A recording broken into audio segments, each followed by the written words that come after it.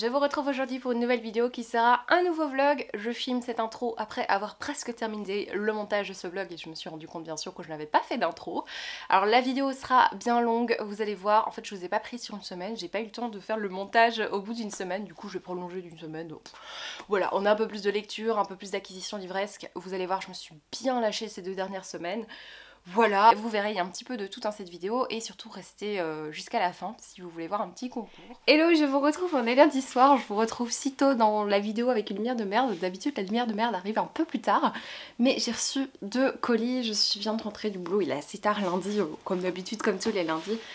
J'ai trop hâte, j'ai pas envie d'attendre demain pour les ouvrir et je sais pas trop ce que c'est. Donc le premier c'est un Casterman, mais je ne sais plus ce que j'ai demandé Casterman, j'ai essayé de demander un petit peu moins de trucs, donc on va voir. J'adore ce bruit. Alors, qu'est-ce que c'est? Toujours emballé dans un papier bulle, mais qu'est-ce que c'est que ça? Oui, trop bien, j'avais oublié. Femme de résistance. Femme en résistance, c'est de 4 femmes d'exception, 4 fortes personnalités à la volonté inébranlable, 4 destins exemplaires durant la Seconde Guerre mondiale. C'est sur une idée originale d'Emmanuelle Pollack, historienne spécialisée dans la période de l'occupation.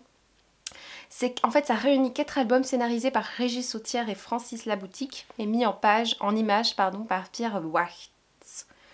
Marc Weber, ah c'est ok. La mise en couleur est de Dominique Ozu. Un dossier historique complète chaque album. Ah d'accord, bah écoute, je vais... Oh, j'aime bien les images, enfin les dessins. La fille ne sait plus parler, hein. Il est 11h du soir, donc... Oh là là. Ah j'adore, il a fait un focus sur la tête. Il est génial mon appareil photo, il a fait un focus sur la tête de la femme. Bah écoutez, j'aime bien les dessins. Ça sort quand? Ça sort en mai 2021, c'est pas précisé. Je vais quand même regarder pour pas dire de bêtises. Le 5 mai 2021, je pense que quand vous verrez cette vidéo, ce sera déjà sorti. Et ensuite j'ai reçu un énorme paquet mais qui est assez léger, donc je me demande ce que c'est. Alors j'ai un petit doute, j'ai été contactée de nouveau cette année, ça fait 2 ans que je participe au prix relais des voyageurs.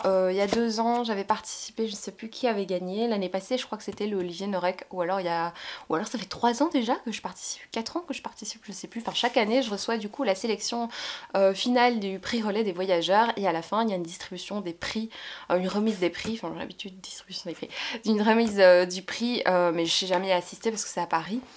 Mais je m'étais dit une année, oh j'irais bien cette remise des prix, ça me plairait bien. Je sais qu'une année, Olivier Norek avait gagné avec Surface. Et cette année, on m'a contacté donc de nouveau pour faire le prix relais des voyageurs. Et comment vous dire que j'ai tout de suite dit oui parce que dans la sélection, il y a le livre des Diables et des Saints de Jean-Baptiste Andria. Et c'est un énorme coup de cœur et du coup j'ai bien précisé à Lorraine qui m'a envoyé le message, écoutez, j'ai déjà ce livre chez moi, donc celui-là j'espère qu'ils me l'ont pas envoyé. Au pire s'ils me l'ont envoyé je ferai un concours et ça tombera bien parce que c'est un énorme coup de cœur. Voilà, les autres livres, il y a L'Enfant du train, il me semble que j'ai en plus ce livre. Donc bon, peut-être que je dis tout ça pour rien parce que en fait je sais pas ce qu'il y a là-dedans. Qu'est-ce que c'est? Oh mon dieu, qu'est-ce que c'est que ça? Ah oui c'est ça, c'est du Diable et des Saints. Oh, regardez, donc c'est Press for You, donc, qui m'a contacté donc, pour en effet, les 2 premiers ouvrages sélectionnés pour le prix relais. Trop bien. Oh c'est magnifique, c'est trop chouette. On a des petites feuilles séchées, des feuilles séchées, c'est trop chouette. C'est vraiment joli, trop bien. Je suis trop contente. Parce que je suis toujours jalouse. Les gens, ils reçoivent toujours des beaux colis. Et moi, j'ai jamais les beaux colis. Trop bien. Bah du coup, je vais vous faire gagner ce livre. Parce que je l'ai déjà. Et c'est un de mes livres préférés. Donc, trop bien. Je vais vous le faire gagner. Et Le Train des enfants. Et c'est bien possible que je l'ai aussi déjà, en fait. Et donc, oui, on a des fleurs. Notamment une rose. Trop bien. Oh, je suis contente. Je suis trop contente. Cool. Je suis contente. Bon, je vais vous laisser avec cette lumière horrible et je vous reviens avec une lumière un peu plus décente. Hello, je vous retrouve, on est mardi et je vous reprends pour vous parler de lecture et d'une petite nouveauté, enfin d'un petit colis que j'ai envie d'ouvrir là devant vous. Alors, nous sommes mardi et donc je suis en plein dans ma lecture du lundi, puisque comme tous les lundis, vous commencez à le savoir si vous me suivez, mon compagnon choisit un livre parmi 10 romans que je choisis le lundi. Donc ce qui se passe, c'est que le lundi matin, je prends 10 livres dans ma bibliothèque qui me tentent très fort là sur le moment. Je suis quelqu'un vraiment du moment au niveau des lectures. J'ai beaucoup de mal avec les piles à lire à l'avance, même si j'en fais de temps en temps. C'est vrai que je suis quand même quelqu'un du moment, donc je choisis vraiment souvent au feeling mes lectures. Et donc c'est ce que je fais le lundi, je prends 10 livres que j'ai très envie de lire. Pour le coup j'ai choisi que des services presse et il choisit donc la lecture parmi les 10 livres que je lui montre. Mon compagnon a choisi un roman et je crois que c'est la banderole de chez Albin Michel qui est le grand roman de l'Arménie, des destins magnifiques. Je crois que c'est ça qui l'a fait choisir cette lecture. Je suis pas très fan des banderoles, mais pour le coup je pense que ça l'a un peu aidé à choisir, parce que c'est vrai que c'est pas facile, il a très peu de temps pour choisir la lecture et il y en a 10 quoi, donc il va pas se ramasser tous les résumés, enfin je comprends. Et donc il a choisi L'Oiseau Bleu de d'Erzurum de Yann Manouk, et en fait Yann Manouk va parler de sa propre grand-mère, puisque le vrai nom de Yann Manouk c'est Patrick Manoukian. Et en fait sa grand-mère a vécu et a survécu au génocide arménien. Et en fait il va parler de l'histoire de sa grand-mère. Il va bien sûr la romancer parce qu'il y a des choses qu'elle n'a pas su exprimer. Elle a raconté des choses, mais il y a plein de choses qu'elle n'a pas su exprimer. Donc lui il va romancer, il va rendre hommage non seulement à sa grand-mère, mais à ces milliers de gens qui sont morts souvent dans l'oubli et dans le... Oui, on en a pas tellement parlé de ce génocide, en fait. Au final on en parle un peu plus maintenant, mais en fait ça se passait dans les années 1915, et même dans les cours d'histoire j'ai pas l'impression qu'on en a tellement parlé. Enfin moi ce génocide arménien je le connaissais, mais c'est parce que je l'avais vu au travers de romans, ou... Oui, on en a peut-être parlé en classe quand j'étais en humanité, ça date un peu, mais... si peu en fait, on en parle si peu de ces génocides. Ouais, j'ai l'impression que ça a été une petite parenthèse dans le cours d'histoire, ou peut-être 3 lignes, aussi les Arméniens, enfin vous voyez, c'est vraiment terrible. Et en fait donc ici on est en 1915, on va suivre une petite famille donc en Arménie turque, on n'est pas loin d'Erzurum, je connais pas très bien géographiquement, il faudrait que je regarde sur une carte parce que je suis très nulle en géographie. Et on va suivre notamment Araxi et sa sœur Aganouche qui échappent à un massacre et en fait qui vont être déportés comme des milliers et des milliers d'Arméniens. Et on va suivre l'histoire, donc j'imagine qu'il y en a une des deux qui va survivre, je sais pas laquelle est la grand-mère. C'est assez terrible. Donc moi je suis ici au 6ème du roman, j'ai lu 139 pages sur 540 et déjà je trouve que l'auteur a fait quelque chose de très malin, c'est que dès le début dans son premier chapitre il a fait un massacre, enfin il parle d'un massacre horrible qui s'est passé. Je trouve ça très malin de sa part, c'est pas le seul but hein, mais je trouve ça très malin de sa part de montrer dès le début l'horreur et de voir alors en tant que lecteur si tu sais supporter ce que tu vas lire, parce que si dès les premières pages tu as une scène horrible comme ça et que tu supportes pas, bah je vous conseille, en fait je ne vous conseille pas, je te tutoie tout d'un coup, je ne vous conseille pas de le continuer si dès le début vous n'accrochez pas. Donc je trouvais ça malin de l'auteur de tout de suite montrer dans quoi on allait mettre les pieds, et en fait en plus non seulement c'est malin, mais en fait c'est vraiment de l'histoire vraie, donc c'est terrible. Ce premier massacre est absolument horrible. J'ai entendu dire que c'était la pire scène. D'ailleurs l'auteur a dit hein, dans sa préface qu'il a supprimé 2 scènes parce que la maison d'édition trouvait que c'était un peu une surenchère. Je suis très accrochée à cette histoire, à l'histoire de ces 2 petites filles. C'est très dur leur déportation, ce long voyage à pied qu'elles font. Ce moment où les hommes et les femmes sont séparés, ce qu'elles découvrent sur la route, la méchanceté humaine, enfin c'est même pas la méchanceté, c'est vraiment l'ignominie humaine, tout ce qu'elles subissent, tout ce qu'elles vraiment... c'est terrible. Là on souffle un petit peu à 100 pages 138, ça se passe... Voilà, je vous laisse découvrir parce que c'est vraiment tout un univers moi que je ne connais absolument pas, un pays que j'ai pas l'habitude de lire ou si peu. Clairement c'est un livre qu'il ne faut pas mettre entre toutes les mains, donc au pire si vous hésitez, allez en magasin, lisez quelques pages du premier chapitre, et si vous voyez que ça vous convient pas, mais ne le lisez pas parce que vraiment C'est très dur et franchement je trouve que c'est très très bien écrit, le style est vraiment très beau. Il rend vraiment hommage à ces deux petites filles là, c'est vraiment très très touchant la manière dont on parle de ces petites filles. Il y en a une qui est aveugle à cause de quelque chose qui se passe au tout début du roman et vraiment je suis très touchée. Il y a deux passages qui ont failli me faire pleurer avec une histoire avec une vieille dame et il y a un officier, enfin il y a un très très beau passage que j'ai beaucoup aimé, très humain.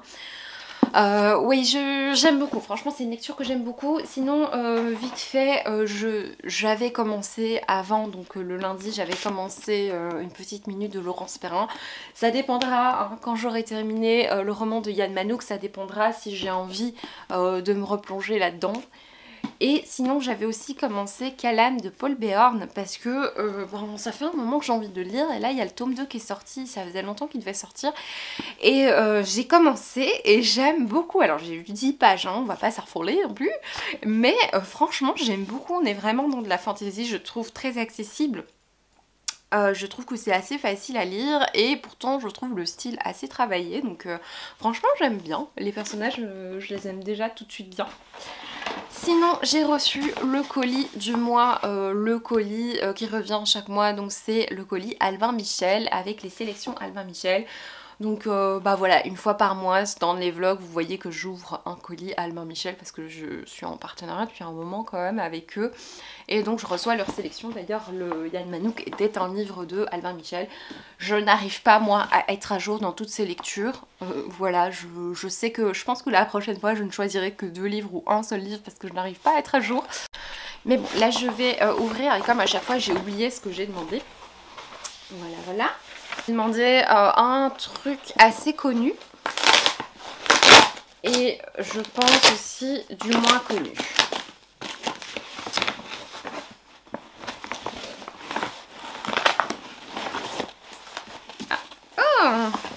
Le bureau des affaires occultes de Éric Foissier, quand la science inspire le crime. Écoutez, moi j'ai pris ça parce que ça m'avait l'air hyper original. Donc on est en automne 1830 dans Paris. Le gouvernement de Louis-Philippe, nouveau roi des Français, tente de juguler une opposition divisée mais virulente. On va suivre Valentin Verne, jeune inspecteur de service des mœurs. Il est muté à la brigade de sûreté fondée quelques années plus tôt par le fameux Vidocq. Il doit élucider une série de morts étranges. Oh, ça a l'air trop bien. Et alors, la science, on parle de la science qui progresse, mêlée à l'ésotérisme alors en vogue.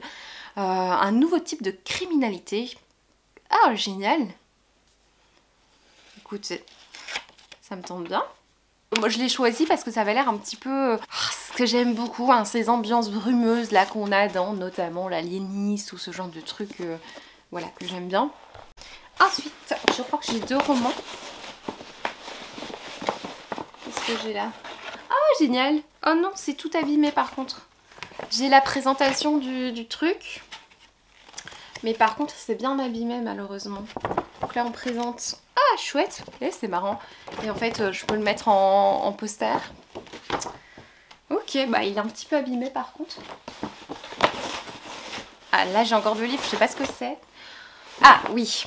Je crois que personne l'a choisi celui-là. C'est Franz Olivier Gilbert, Rien qu'une bête. N'ayez pas peur, ce n'est qu'un roman. Et alors, pourquoi je l'ai choisi? Ça avait l'air assez terrible en fait. Nous, les défenseurs de la cause animale, nous devrions frapper un grand coup pour que leurs yeux s'ouvrent enfin.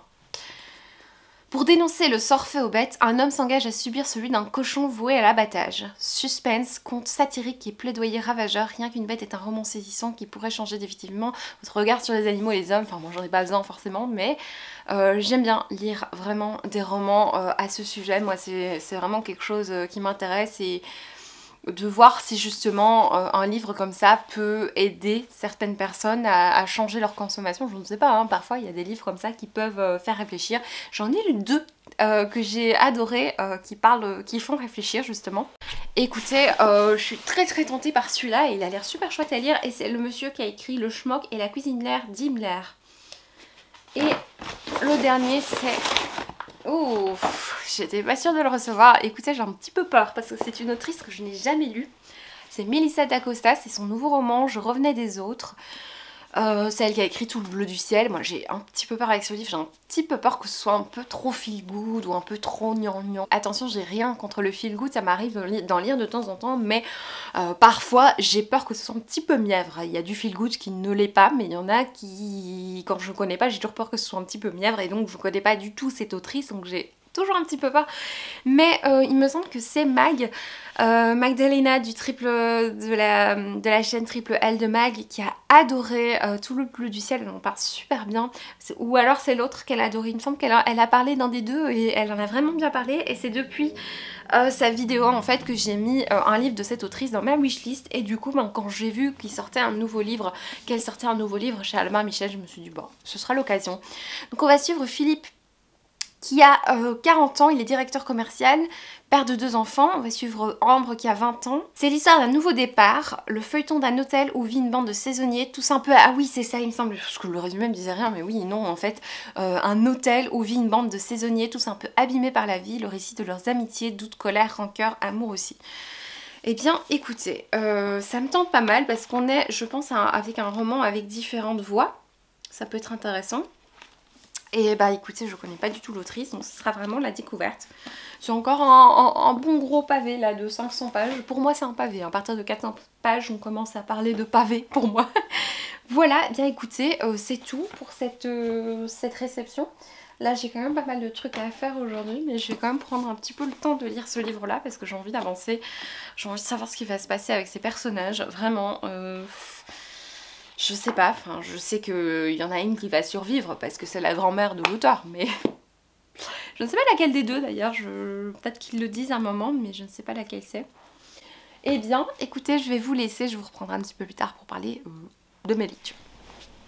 Hello hello, je vous retrouve, on est mercredi et je viens vous parler de petites choses puisque j'ai terminé un livre, j'en ai commencé un autre et donc je vous en parle tout de suite. J'ai donc terminé L'oiseau bleu d'Erzurum de Yann Manouck. Je me suis pris en fait la soirée d'hier pour le lire, le terminer. Ça m'a fait énormément de bien, j'étais sur mon lit avec une petite lumière tamisée, avec un petit plaid bien chaud. Et j'ai passé plusieurs heures à lire sans me préoccuper d'autre chose, sans me préoccuper de ma grosse to-do list. Enfin vraiment un bonheur vraiment de ne penser à rien d'autre qu'à ma lecture. Et j'ai complètement déglingué ce livre. Donc je vous ai fait un résumé. Mais brièvement, on va suivre l'histoire d'Araxi et Haïganouche qui sont 2 jeunes filles. On va suivre leur parcours. Elles vont donc survivre à cette première déportation.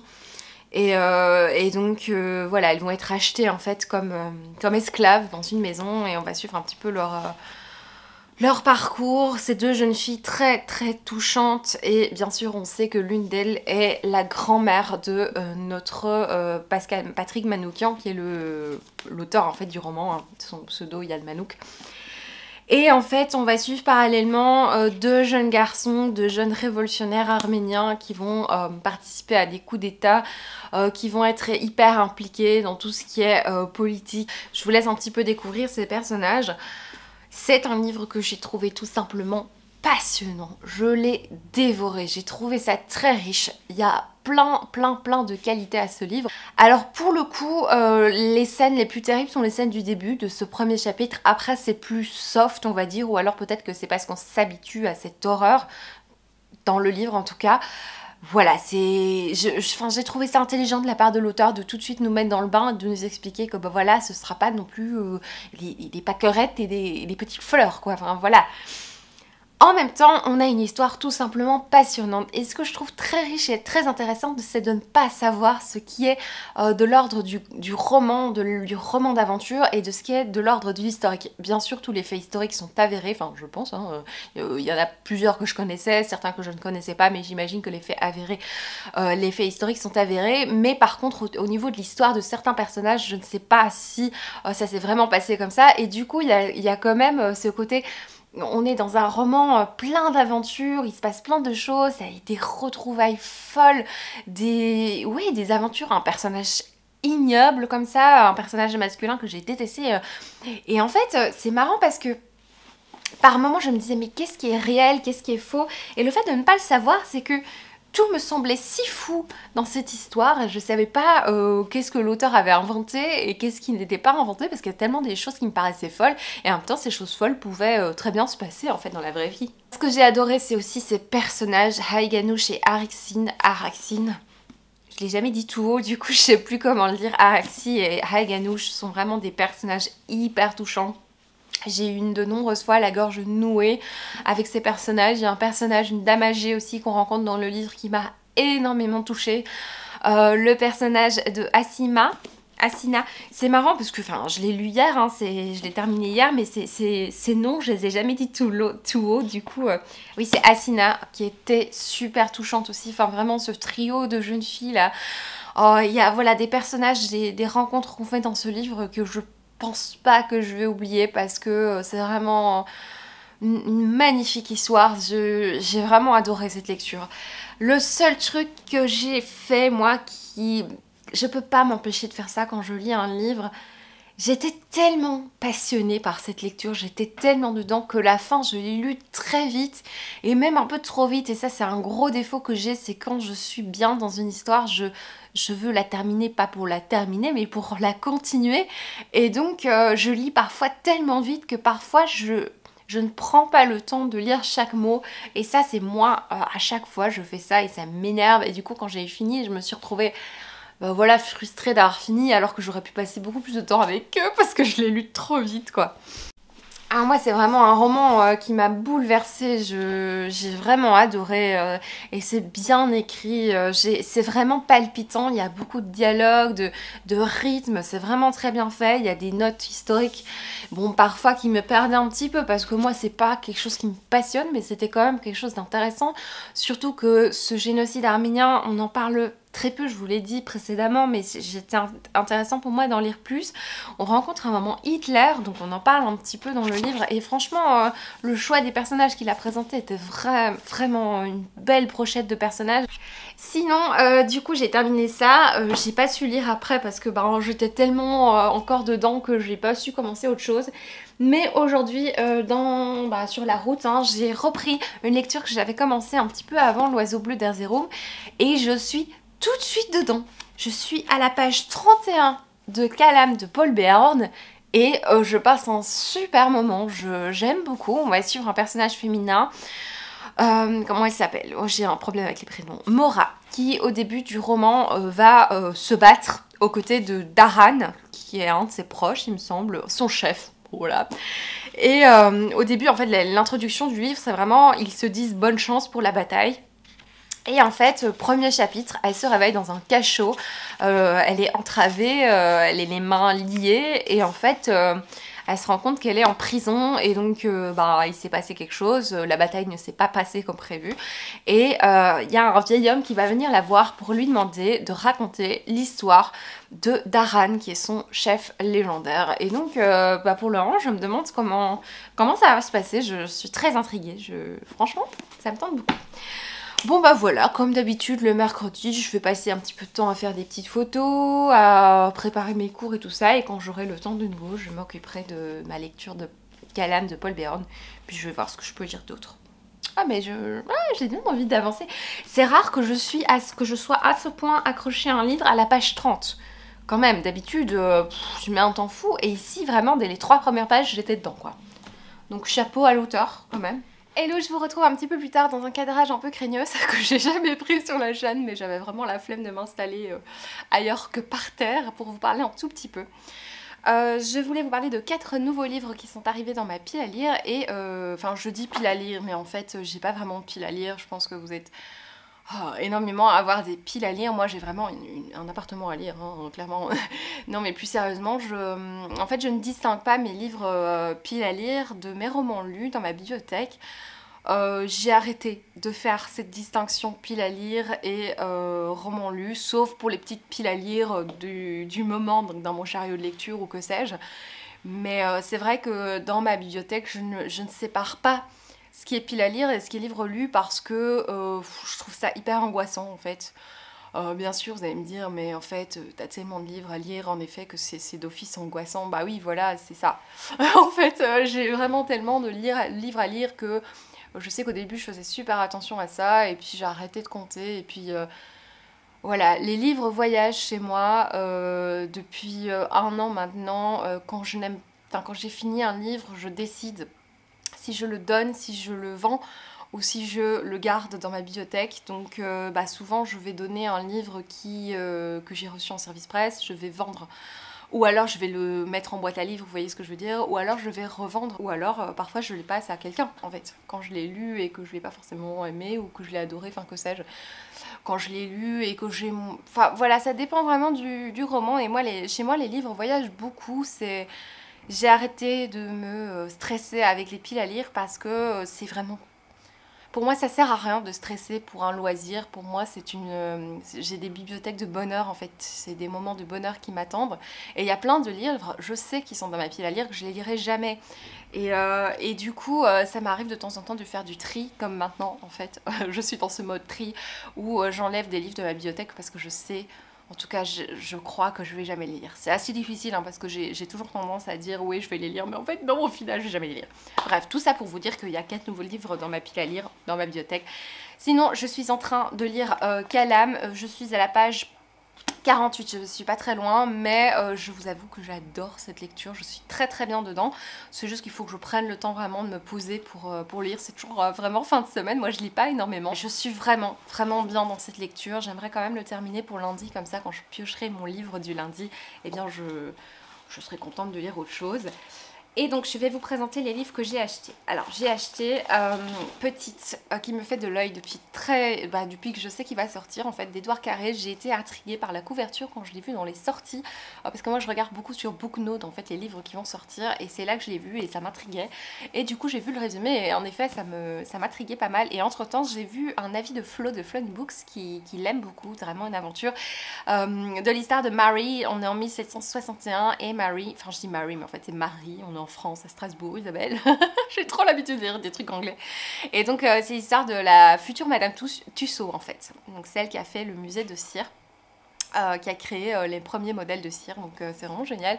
Ça m'intrigue énormément. Et j'ai acheté un autre roman neuf qui est Le réseau Alice de Kate Quinn. Alors j'avais pas forcément prévu de l'acheter et en fait je l'ai vu passer dernièrement sur, je crois que c'est Steph de Piketty qui en avait parlé.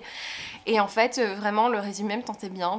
Comme je viens de lire un roman historique, je crois que c'est ça, je suis un petit peu encore dans ce mood historique. Donc ici on est en 1915, donc mêmes années que l'oiseau bleu d'Hardy Room.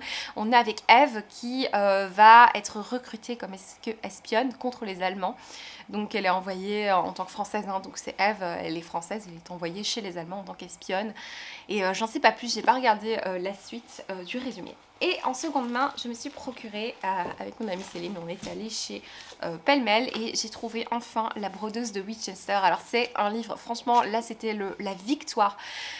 Parce que je suis allée chez Pêle-Mêle et en fait ils ont réaménagé le Pêle-Mêle à Naissance là et il est vraiment très très bien maintenant, ça donne très envie d'acheter des trucs et en fait j'ai regardé dans leur sélection de romans contemporains, il y avait beaucoup de livres, c'est arrivé 4-5 fois qu'il y avait des livres très récents qui étaient vendus en seconde main et j'étais là mais c'est des livres que je viens d'acheter neufs et ça m'a énervé de voir genre la bibliothécaire d'Auschwitz, tous ces livres là qui étaient là en seconde main et moi je les ai achetés genre dans les dernières semaines et j'étais un peu vraiment ça faisait longtemps que j'avais plus été chez Pêle-Mêle, du coup je suis très contente, je vais y retourner certainement ce mois-ci. Et j'ai trouvé La brodeuse de Winchester, je suis trop contente, ça faisait tellement longtemps, à chaque fois j'hésitais à un magasin neuf et je me suis dit allez Isabelle, t'as 2 romans de Tracy Chevalier qui t'attendent, mais il n'y a rien à faire. En fait moi c'est vraiment le thème au niveau de La brodeuse de Winchester, c'est vraiment le thème qui me plaisait. Et alors il y a dans le livre, il y avait ça. Donc il y a quelqu'un qui a revendu ça, c'est vraiment trop triste. Et en fait c'est un marque-page que quelqu'un a fait. Voilà, avec un petit magnète, enfin c'est super triste. Alors moi j'ai plusieurs, je me dis soit c'est quelqu'un qui a reçu ça de son amoureux et qui l'a revendu. Parce que ben voilà, je me dis peut-être que c'est son amoureux, ils sont plus ensemble ou que ça, j'imagine une histoire comme ça et du coup il a revendu le livre, il ou elle a vendu le livre, ou alors c'est quelqu'un qui a oublié son marque-page, mais c'est trop triste parce que je sais pas à qui il appartient et j'aimerais trop le rendre à la personne. C'est trop mignon, je suis sûre que c'est une déclaration d'amour ou quelque chose, enfin, je sais pas, c'est trop chou quoi. Le bruit que vous entendez, si vous l'entendez, c'est le four. Hein. Voilà. Et alors j'ai trouvé, alors là c'est vraiment le Graal quand on va en magasin de seconde main et qu'on trouve un roman Albin Michel imaginaire, parce qu'en Belgique on les paye presque 30 € quand même ces bouquins. Ici c'est Les Maîtres en Lumineur, je suis trop contente, de Robert Jackson Bennett. Je l'ai payé 12 € contre 30 € hein, presque en neuf, donc je suis trop contente. On est sur de la fantasy, je suis super contente, franchement super chouette sortie. Oui, trop bien.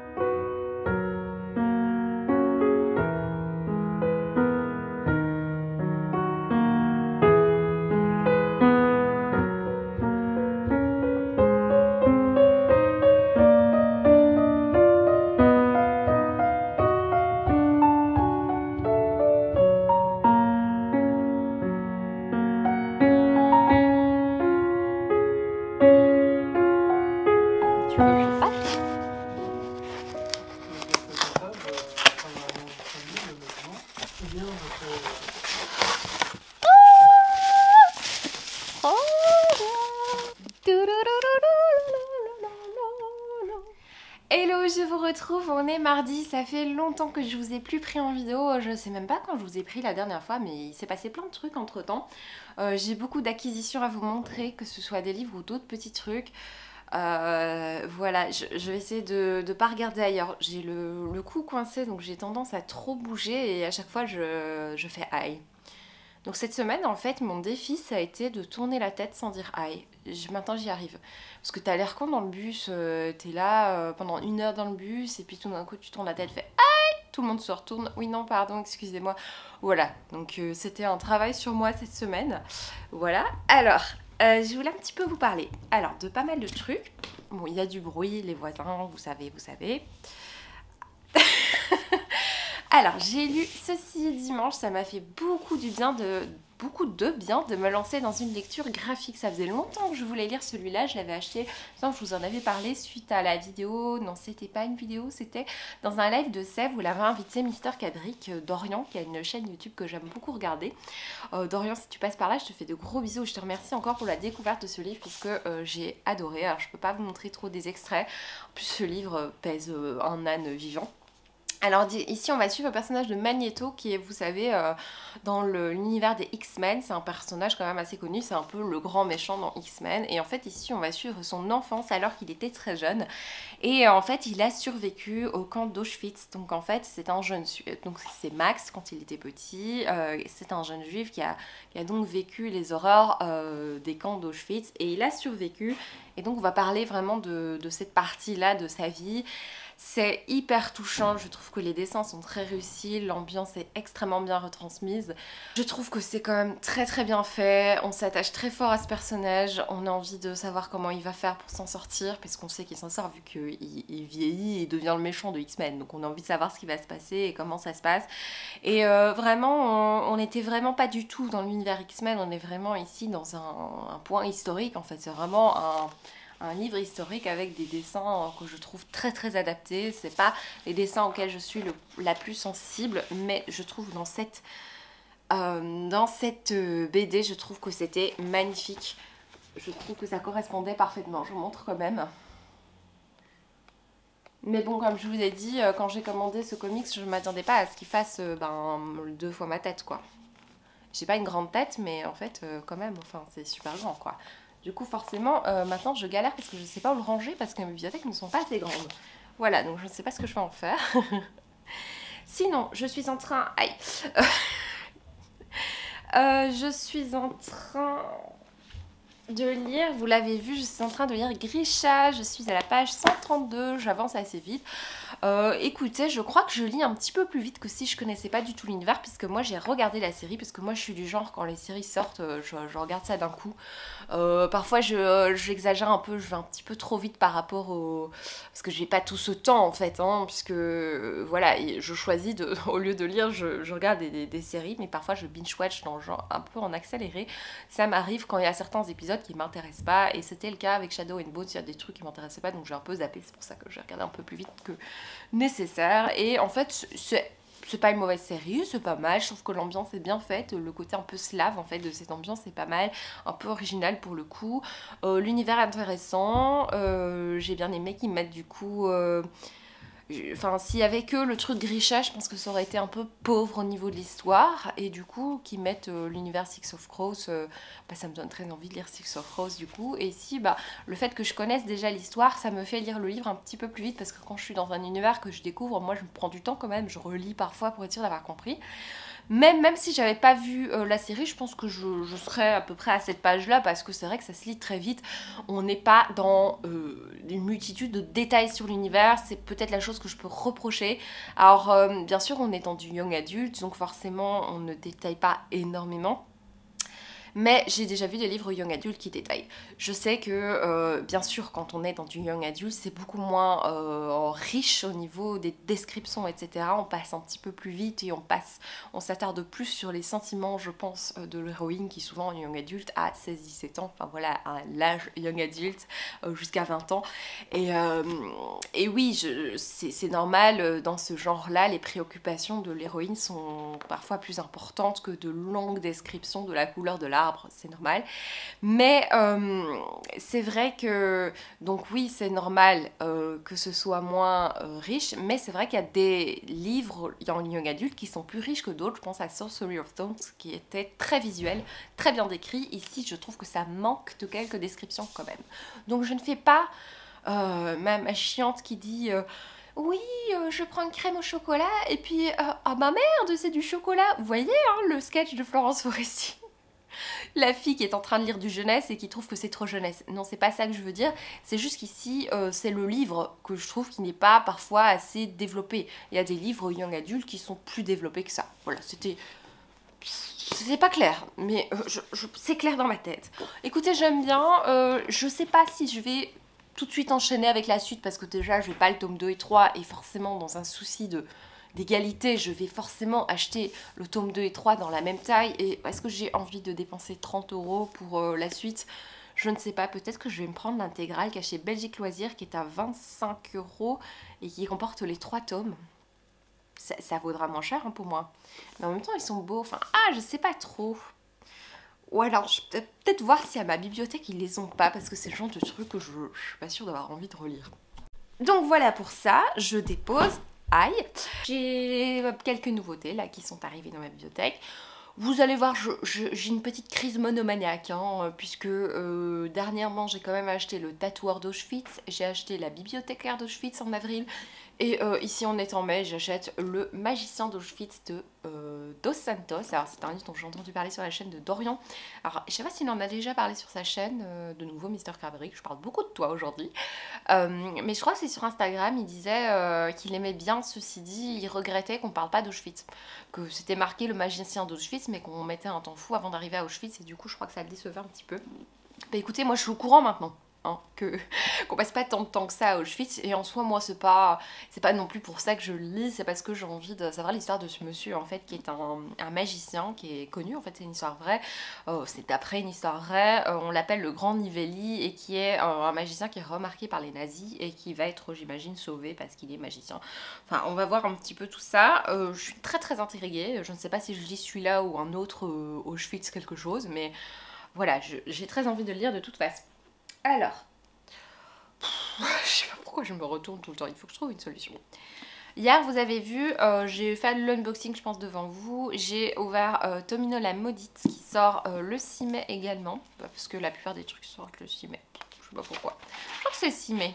Alors, il est marqué mai 2021, mais en général, la plupart des sorties, c'est quand même le 6 mai et le 12 mai. Voilà, je suis n'importe quoi. C'est la suite donc de ce tomino, je vous en ai parlé alors il y a quelques mois, je vous avais parlé du tome 1 que j'avais vraiment bien apprécié, une ambiance très étrange, très glauque, de ces deux jeunes gens, un garçon et une fille jumeaux qui sont abandonnés par leur mère et qui sont confiés dans un cirque ambulant. Il me semble que c'était un cirque ou quelque chose comme ça, et ils sont utilisés comme des bêtes de foire en soi. Et ils vont devenir amis avec des gens...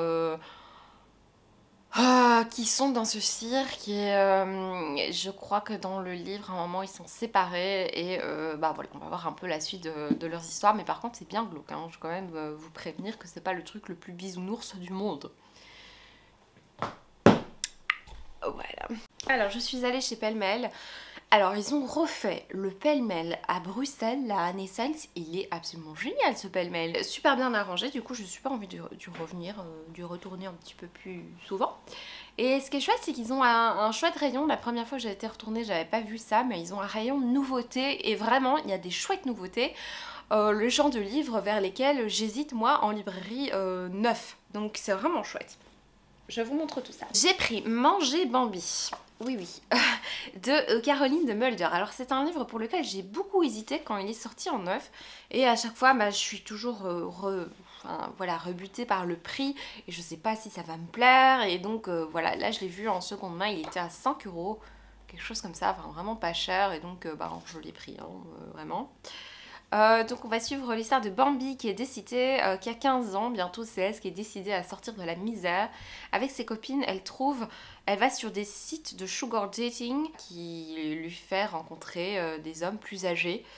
Et donc bah voilà, d'avoir des dates avec des hommes plus âgés. Et visiblement, Bambi n'est pas tendre avec les gens et Bambi surtout ne se laisse pas faire parce que bah, dans ce monde-là, j'imagine qu'il y a plein de gens un peu... spéciaux et donc j'imagine que elle va avoir des soucis et elle va pas se laisser faire. C'est vraiment le pire résumé que j'ai jamais pu faire sur la chaîne.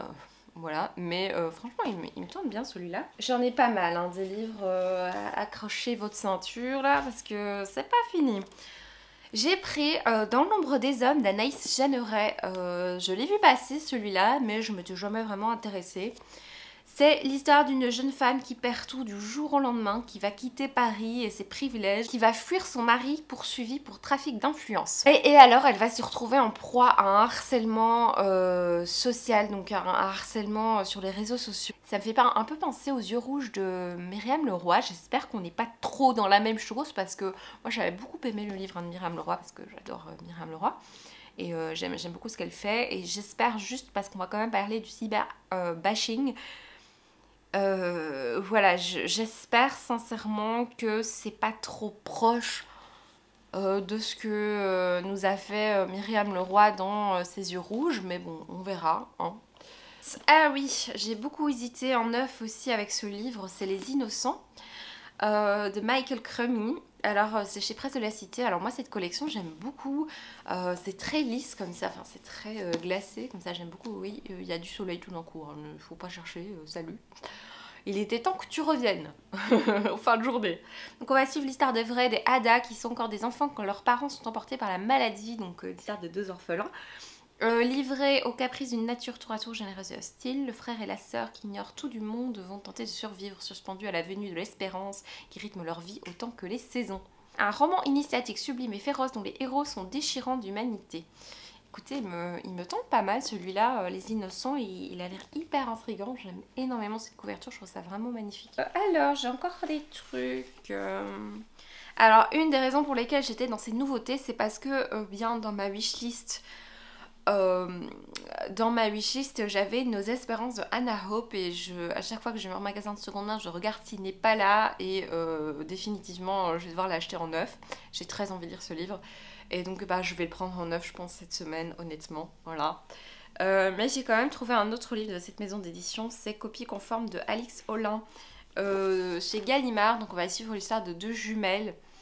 On va suivre l'histoire de deux jeunes filles qui sont demi-sœurs, qui sont très très liées visiblement. Et on va suivre un peu le parcours de ces deux sœurs. Donc ils disent que ça dresse avec tendresse et précision le portrait de ces deux sœurs au fil de leur vie.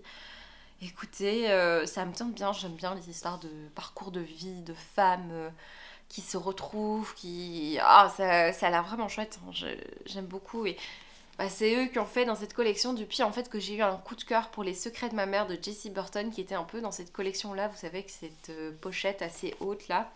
Je sais pas pourquoi, moi je suis intriguée et en plus quand j'ai vu que c'était traduit de l'anglais du Canada, j'étais très intriguée encore plus. Donc oui, j'en ai jamais entendu parler mais je l'ai vu pas mal passer dans les bibliothèques et dans les librairies et du coup bah, je me suis laissée tenter. Il coûtait quoi, à 11 € quand même. Ouais, j'avais dû hésiter un petit peu mais oui, j'ai lu, je pense que je dois avoir lu quelques extraits qui m'ont plu et voilà. Et je suis allée dans un magasin bio et j'ai pris, je vous montre un ou deux trucs. J'ai pris, alors ça n'a rien à voir, on est sur une huile démaquillante. On est sur une huile démaquillante parce qu'en ce moment j'utilise une huile démaquillante bio, je sais plus ce que c'est, mais qui me pique très fort les yeux. Et du coup, ben voilà, j'ai voulu changer pour éviter d'avoir des soucis. Et donc j'ai pris celle de Clémence et Vivien qui a l'air pas mal du tout. C'est une huile qui est lactée, donc qui va au contact de l'eau se rincer facilement. Et c'est parce qu'il y a un ingrédient dedans, je sais plus ce qu'ils ont mis dedans pour qu'elle soit émulsifiante. Je crois que c'est le polyglycéryl, c'est ça, qui rend ça un petit peu rinçable. Et toujours dans l'univers des produits de beauté, j'ai pris un savon de chez By Savon Stories. Alors c'est un truc que j'avais vu passer en ligne, mais je me suis dit, écoute, ne le prends pas en ligne, il faut quand même le sentir quoi, pour voir si ça te plaît. C'est une crème pour le corps mais en version solide. J'ai déjà testé plusieurs choses de ce genre. C'est le genre de truc qui devient vite poisseux et c'est un peu compliqué parce que ça fond, surtout en été. Mais je me dis, ici c'est bien emballé, c'est dans un chouette packaging.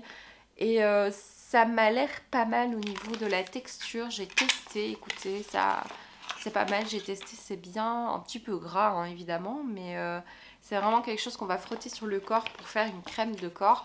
Mais c'est pratique en fait pour éviter d'avoir 36 000 flacons. Ça prend moins de place, c'est moins lourd dans la petite valise. Parce que moi je suis quand même souvent en déplacement, mine de rien. Je suis bien contente d'avoir ça. Je voulais quand même vous montrer que j'ai fait un gros craquage d'Halloween. On est le 4 mai hein, et je fais mon gros craquage d'Halloween. J'avais déjà vu ça. Quand j'étais partie en France, je les avais vus, j'avais déjà failli craquer en ligne et pour finir je ne l'ai pas fait et là je l'ai fait. J'ai acheté cette fameuse boîte, vous savez, Provence d'antan. Par contre j'ai une grosse déception. Déjà en magasin on ne peut pas les sentir. Voilà, ça m'embête un peu, enfin peu importe le magasin, on ne peut pas les sentir. Donc j'ai hésité entre plusieurs senteurs. Je voulais une tisane, voilà, je voulais vraiment une tisane. Je suis team thé vert, il m'a maintenant un peu plus thé noir, mais c'est vrai que je voulais vraiment une tisane, je voulais vraiment tester, mais ils en avaient 4-5 et je savais pas quoi choisir. Et ce qui m'a donné vraiment envie, c'est la citrouille quoi. Mais grosse déception, c'est que en fait, regardez cette énorme boîte qui coûte la peau des fesses, hein, il faut le dire. Cette grosse boîte qui est magnifique, hein, qui est super déco et tout, c'est aussi un peu pour ça que je l'ai prise pour mon Halloween de cette année. Je suis hyper déçue parce que je vous montre ça. Non mais vraiment, on a des sachets dans des sachets quoi. Voilà, j'achète pas beaucoup de sachets de thé, même si j'en prends de temps en temps, surtout quand je vais travailler certains jours de la semaine, même si parfois je prends mes filtres à thé, mais parfois par question pratique, je prends encore pas mal de sachets et surtout j'avais acheté pas mal de stocks de sachets pour les commandes du temps où je faisais pas mal la boutique. Et du coup les sachets j'en ai encore quoi, donc voilà, mais j'essaye de pas trop en acheter, j'ai tellement de thé en vrac que c'est vrai que je devrais un petit peu arrêter d'acheter du thé. Mais ici je me suis dit allez il faut goûter, j'aimerais beaucoup goûter cette marque et donc je vais acheter ça, tant pis si c'est en sachet, mais moi je m'attendais pas à retrouver des sachets dans des sachets, enfin qu'est-ce que c'est que ça? Alors oui ça sent extrêmement bon, j'aurais bien voulu sentir en magasin, mais enfin je suis désolée, mais sachet dans un sachet quoi, pourquoi font-ils ça? Je suis un peu dégoûtée, bon je vais le goûter, hein, y a aucun souci, mais bon, je suis un peu dégoûtée, donc je vais remettre ça dans la boîte. Une très belle boîte, ceci dit. Mais bon. En plus, elle se ferme pas, la mienne, elle a un petit défaut. Bon, c'est pas grave, je suis quand même contente de mon achat, mais bon, voilà. Je suis un peu déçue du sachet dans un sachet quoi. Voilà, donc aujourd'hui qu'est-ce que je vais faire? Je crois que je vais un petit peu avancer dans Grisha. Je devrais faire la vidéo book haul, enfin j'aimerais faire la vidéo book haul, mais j'ai une énorme flemme, je vous avoue, de faire cette vidéo. Là en plus j'ai lavé mes cheveux exprès pour la vidéo, enfin parce que je me lave les cheveux aussi de temps en temps dans la vie, mais aussi parce que pour faire cette vidéo aujourd'hui, mais rien à faire, le mardi, je crois que c'est un jour maudit pour tout ce qui est productivité. Je vous reprendrai demain, je pense que j'aurai lu un petit peu plus. Ciao!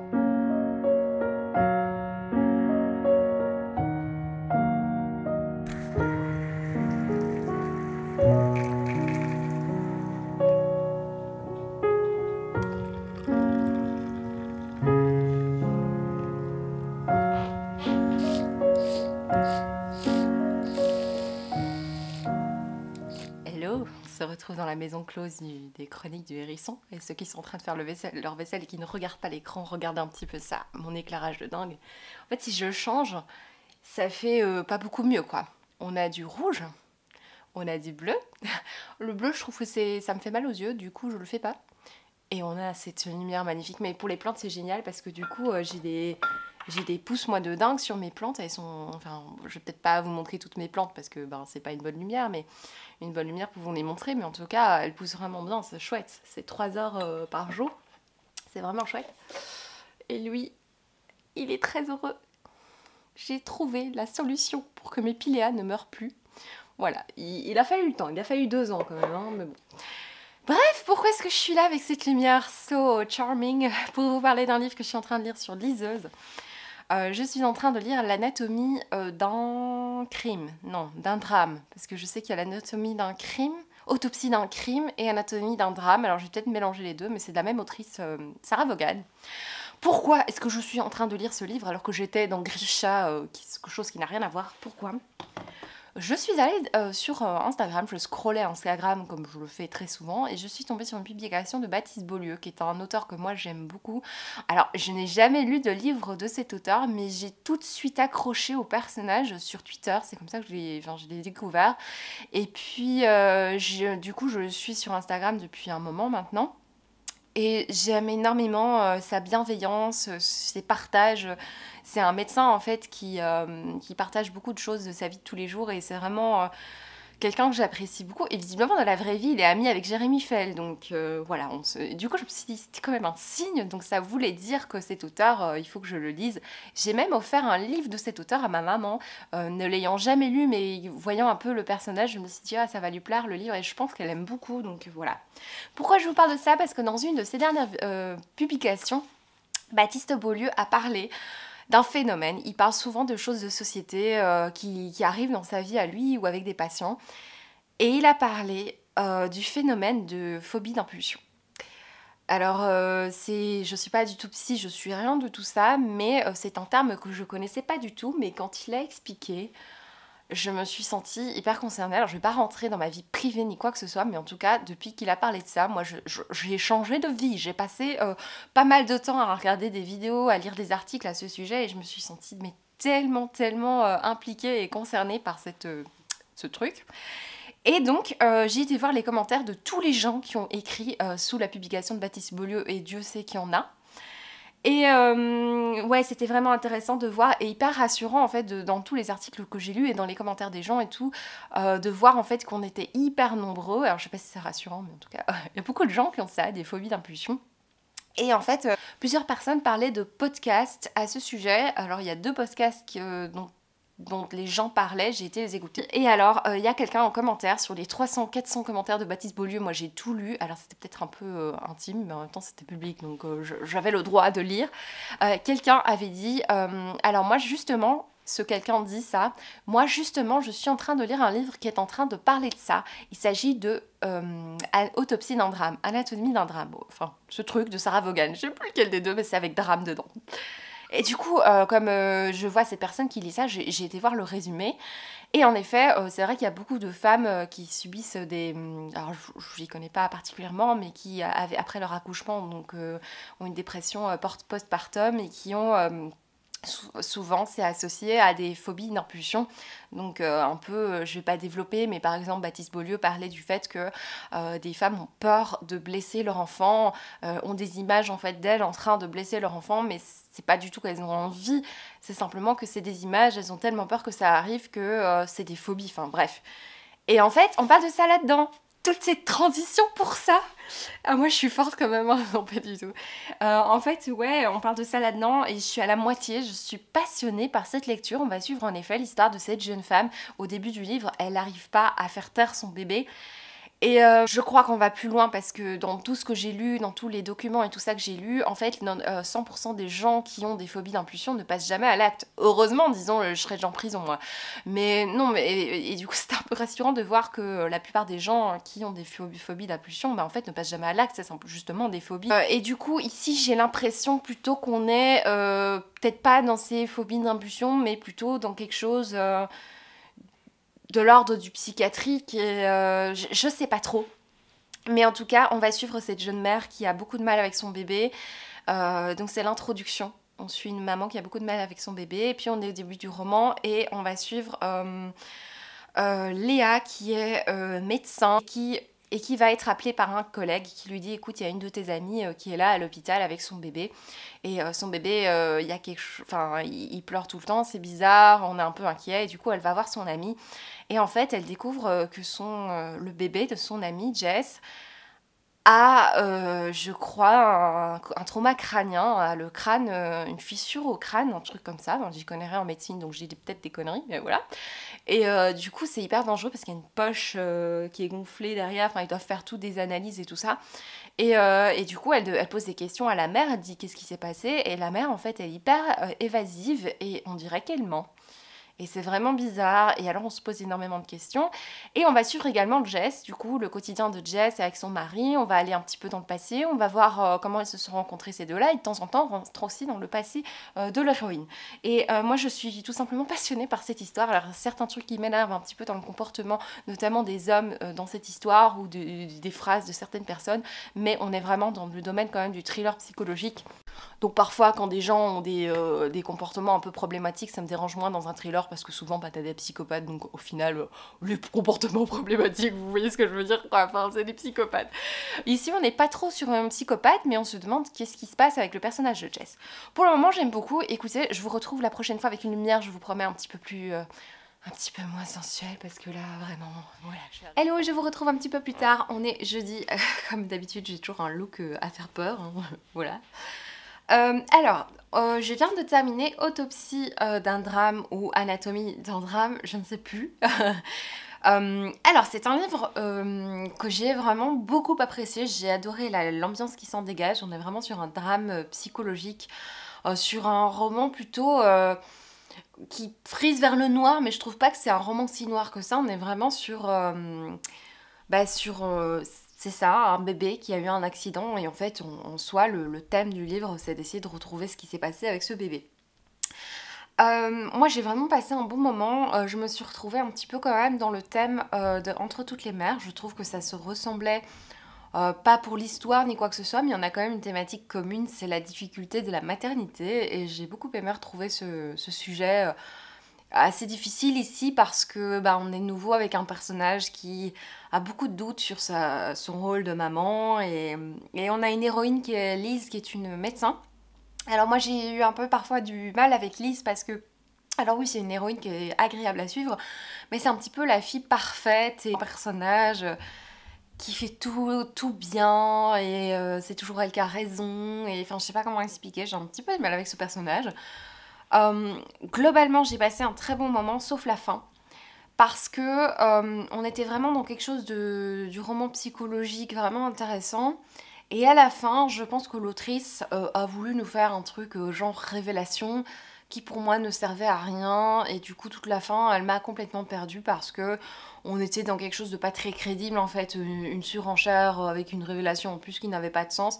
En soi, ce qui m'intéressait dans ce livre, c'était pas vraiment des révélations, vraiment c'était le côté psychologique des personnages, comment ils allaient s'en sortir, comment ils allaient... Voilà, et en fait au final, à la fin, tout d'un coup, on a un côté retournement de situation, tout ça, qui ne m'intéressait pas plus que ça. Il y a de temps en temps certaines facilités aussi avec certains personnages, des choses pas très crédibles dans les dialogues par exemple. Et dernière petite chose que j'ai pas comprise, mais j'ai dû relire en arrière, c'est qu'à un moment on vit une rencontre entre différents personnages et cette rencontre en fait je l'ai vécue 2 fois dans le livre mais d'une manière différente. Ou alors j'ai rien compris mais vraiment à un moment ils se rencontrent, bah voilà je te présente telle personne et quand je reviens dans le passé en fait je me rends compte que c'était pas comme ça qu'ils se sont rencontrés en fait. Et on sait que le livre est fini hein, donc je ne sais pas du coup comment ils se sont rencontrés pour du vrai mais donc il y a un gros bug. Ou alors, vraiment, je trouve ça un peu gros comme bug. Je sais pas, comme problème, je trouve ça tellement gros. Voilà, de manière générale, j'ai passé un très bon moment. C'est un livre qui m'a énormément distraite en ces temps-ci où je suis hyper stressée en ce moment. Et du coup, à chaque pause ou des moments où j'avais... voilà, des moments que j'avais pour lire, je prenais le temps de lire quelques pages par-ci par-là et j'étais vraiment bien dedans, même le matin avant de partir, je lis jamais le matin parce que voilà, j'ai toujours un peu stressée, je préfère écouter la radio et au final, ce matin je me suis retrouvée à lire parce que j'étais vraiment accrochée à cette histoire, donc vraiment elle a un côté très addictif qu'il y avait aussi dans Entre toutes les mers, donc franchement j'aime beaucoup. Et du coup, moi j'ai fait des petits achats aujourd'hui de nouveau de livres. Vous allez me dire, oh la fille ne fait qu'acheter. Bah écoutez, voilà, c'est vrai, c'est pas un mensonge. Et donc je vais vous montrer. La raison pour laquelle je suis allée en librairie aujourd'hui, c'est que voilà, je voulais m'acheter cette sortie du jour, le Franck Tillier. En plus, j'aime beaucoup la couverture, elle est très journal, papier journal, c'est très chouette. Et c'est la première enquête de Franck Charcot, donc écoutez, moi ça me tente beaucoup. C'est Franck Tillier, hein, donc forcément ça me tente. J'ai enfin acheté Il faut qu'on parle de Kevin de Lionel Shriver, ça fait très longtemps que je veux le lire celui-là. Et en fait je l'ai dans cette édition, alors j'aime pas trop cette édition où ils mettent des phrases, l'avis des gens sur le... Enfin je sais pas si vous voyez, où ils disent que c'est percutant, tout ça, avec le titre, enfin je sais pas, impossible de rester indifférent, Madame Figaro, enfin j'aime pas trop quand il y a des citations sur le livre, enfin c'est un peu space je trouve comme truc, mais bon en soi c'est pas moche hein, mais... Si c'est moche Isabelle, ne dis pas n'importe quoi, c'est moche. Alors j'ai encore pris autre chose hein, parce que sinon voilà, je pense que ça va être une de mes prochaines lectures, c'est Fille perdue de Aline Isaac. Alors c'est un livre qui va parler d'une jeune fille qui est retrouvée, je pense qu'elle est dans un couvent. Non, un jour on la surprend en train de se masturber, mon dieu c'est grave, et donc on l'envoie dans un couvent.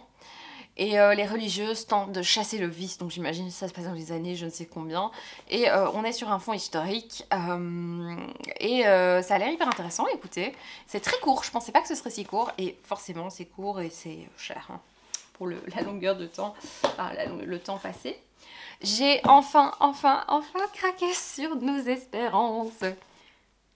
J'ai un gros doute, c'est bien celui-là que je voulais acheter. Oui, c'est celui-là de Anna Hope. On va suivre l'histoire de trois jeunes filles inséparables dans le long des années 1990. Voilà, elles vivent ensemble et partagent leur point de vue sur l'art, l'activisme, l'amour et leur avenir qu'elles envisagent avec gourmandise. Et les années passent et à 35 ans, elles ont changé, j'imagine. Et alors, on va suivre les différentes facettes de leur amitié. Et ouh, ça a l'air trop bien. Et alors, le dernier que j'ai pris, il s'agit de Tout le bonheur du monde de Claire Lombardo. Celui-là, je l'ai vu passer sur Insta, j'avais vu la couverture, je me suis dit, c'est Rivage. J'aime beaucoup la maison d'édition Rivage. Et ici, on va suivre, alors ça m'intrigue énormément, je sais pas comment je vais faire pour résister. On va suivre une petite famille qui a l'air parfaite, et donc on va suivre les filles de cette famille, donc 4 filles qui... ils disent comment être à la hauteur quand on a grandi à l'ombre de parents toujours aussi épris l'un de l'autre à 60 ans qu'à 20. Ah, ça a l'air trop bien. Les années 70 à nos jours, les joies et les blessures de l'enfance, ça a l'air vraiment trop chouette. On va voir. Ça a l'air assez noir. Moi en ce moment, je sais pas comment expliquer, mais j'aime énormément la littérature blanche-noire, enfin je sais pas comment l'expliquer, mais j'aime beaucoup la littérature qui frise un peu vers le noir, mais on garde quand même ce côté très réaliste, parce que c'est vrai que dans les romans noirs que je lis, même si j'adore hein, le noir, le thriller, le policier, parfois je m'éloigne un peu du réalisme et je suis vraiment dans le gore dégueu et tout, mais c'est vrai que moi ce que j'aime en littérature aussi, c'est retrouver beaucoup d'humains, de psychologiques, de drames qui sont bien faits, enfin tout ça, des choses comme ça. Et du coup, le roman contemporain qui frise vers le noir, c'est vraiment le truc que je préfère en ce moment. Et du coup, je me fais plaisir. Et du coup, je pourrais dire que l'anatomie d'un drame... Non, Autopsie d'un drame. Je sais jamais. Je pourrais dire que c'est du contemporain noir ou du contemporain qui frise vers le noir. Je pense qu'on va plutôt parler d'un contemporain qui frise vers le noir. Voilà. Écoutez, je vais vous laisser. Je vais aller me refaire un look là. C'est pas possible. N'importe quoi.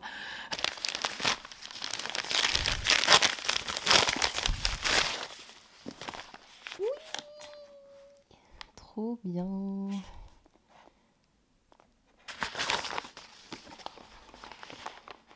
Oui, oui, oui.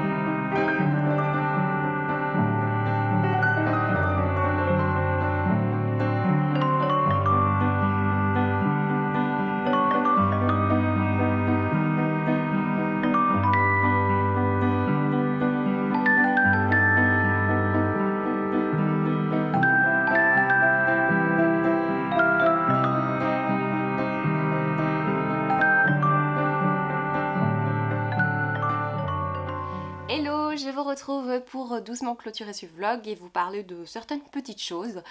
Première chose, chose tout à fait futile, je vous avais parlé d'une tisane, je crois dans plusieurs plans précédents. La tisane, je l'ai goûtée, et bien écoutez, c'était pas mal du tout. Voilà, c'était pas mal du tout, on a ce petit goût de cannelle, un petit goût un petit peu sucré comme ça. C'est une de mes meilleures avec de la citrouille, mais bon voilà, elle a ses défauts, hein, puisqu'elle est dans un emballage puisqu'elle est suremballée. Alors, je viens vous parler, puisqu'on est à la fin du vlog, je viens vous parler de lectures en cours, de lectures qui me font envie. Il y a le petit concours, donc je vais essayer de faire ça vite puisque je vois que déjà la vidéo fait 1h13 après montage, donc voilà, je vais essayer d'un peu raccourcir tout ça. Donc, je vous avais laissé la dernière fois, il me semble que j'avais terminé ma lecture de Autopsie d'un drame, donc je pense que je me trompe pas cette fois-ci. Voilà, c'est la dernière lecture que j'ai faite et depuis, en fait, pas grand-chose, malheureusement. J'ai continué un petit peu Grisha aujourd'hui, je suis à la page 173. Je vous avoue que c'est une bonne lecture, je passe un bon moment. Je ne l'aurai pas terminé d'ici la fin de ce vlog, mais voilà, si vous me suivez sur Instagram, vous aurez mon avis assez vite de cette lecture. C'est vraiment une lecture hyper agréable. J'aime bien l'originalité de certains petits points. Alors je trouve pas que c'est le récit le plus original, hein, je vous l'ai déjà dit, mais il y a certains petits points qui changent un petit peu et ça j'aime bien. Et j'aime bien aussi qu'on s'attarde un petit peu sur la difficulté de l'apprentissage de notre héroïne Alina qui apprend à être Grisha et c'est très dur pour elle. Et j'aime bien qu'on passe un petit peu du temps à expliquer comment elle se sent pas bien en fait dans ce milieu des Grisha, à quel point c'est difficile pour elle, tous ces... voilà, son apprentissage est difficile, c'est quelque chose qu'elle connaît pas et j'aime bien justement que ce soit pas facile parce que souvent dans ce genre de livre, ça, comme ça au claque du doigt, elle devient juste super puissante. Ici vraiment, ça prend du temps, tout le monde pense qu'elle est vraiment nulle et elle aussi, et c'est vraiment pas facile, elle est fatiguée, voilà, il y a beaucoup de... Je trouve ça plutôt réaliste du coup, pour le coup, même si c'est un roman plutôt de fantasy. Mais du coup je passe vraiment un bon moment avec cette lecture, je sais dans quoi je m'embarque, dès que je retourne dedans je suis tout de suite embarquée dans l'histoire donc c'est vraiment chouette. Je n'ai plus avancé dans Kalam mais je pense qu'après avoir lu Grisha, je peut-être me plongerai là-dedans, enfin je sais jamais ce que j'ai envie à la fin d'une lecture hein, donc je suis pas encore sûre, mais là je suis à la page 50, je vous ai dit hein, j'aimais beaucoup cette lecture mais voilà je vous laisse, j'aime pas en fait vous laisser avec des lectures qui ne sont pas terminées mais il n'y a rien à faire, il faut un jour que je clôture ce vlog et je suis toujours en train de lire des livres donc voilà, je clôture ici.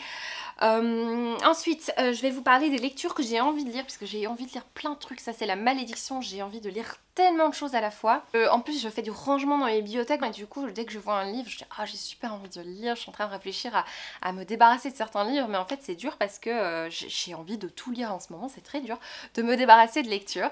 Et du coup, j'ai reçu récemment Les Voisins de Fiona Cummins, vous avez vu, je pense, le petit extrait, et en fait, c'est un livre qui va suivre... l'histoire de gens qui déménagent, je pense. Ils arrivent dans un nouveau village et en fait le jour de leur emménagement, un tueur en série vient frapper dans les bois derrière l'avenue. Et la police commence son enquête et bien sûr les voisins ont des secrets, enfin ça a l'air vraiment sympa, franchement il me tente bien ce livre.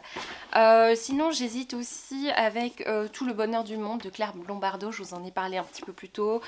Sinon j'hésite aussi beaucoup avec celui-là, en plus il est pas très long, ça pourrait faire une lecture du dimanche. Je vous ai dit, je pense déjà le résumé. Et sinon, bah voilà, on est de nouveau avec une sortie. Ah, je me demande si je vais pas me lancer aussi. Ouais, d'abord dans le Franck Tillier, je sais pas. Mais Franck Tillier, en plus, on est tout de suite dedans, donc... Ah, je sais pas. Ah, c'est dur hein, de choisir une lecture. Mais bon, là, je suis plutôt dans 2 romans imaginaires, mais j'hésite pas mal à commencer autre chose. Je vous lance le petit concours, puisque vous avez vu au cours de cette vidéo que j'ai reçu 2 livres que j'avais déjà, je vous en fais gagner un. Je vous fais gagner mon énorme coup de cœur pour Des diables et des saints. Les conditions sont en barre d'informations. Il y aura une petite question en fait, voilà, pour participer à ce concours. Les conditions sont classiques, hein, habiter sur cette terre. Enfin aux États-Unis ça j'en vois pas quand même, en Europe on va dire, hein. Voilà. Et ben voilà, j'enverrai via Mondial Relais par contre, parce que les frais postaux sont vraiment très élevés, sauf si vous habitez en Belgique, alors là je peux les envoyer via la poste. Et bien c'est tout pour cette vidéo, j'espère de tout cœur qu'elle vous aura plu, j'espère de tout cœur que vous allez bien, je vous fais de gros bisous et je vous dis à bientôt. Ciao!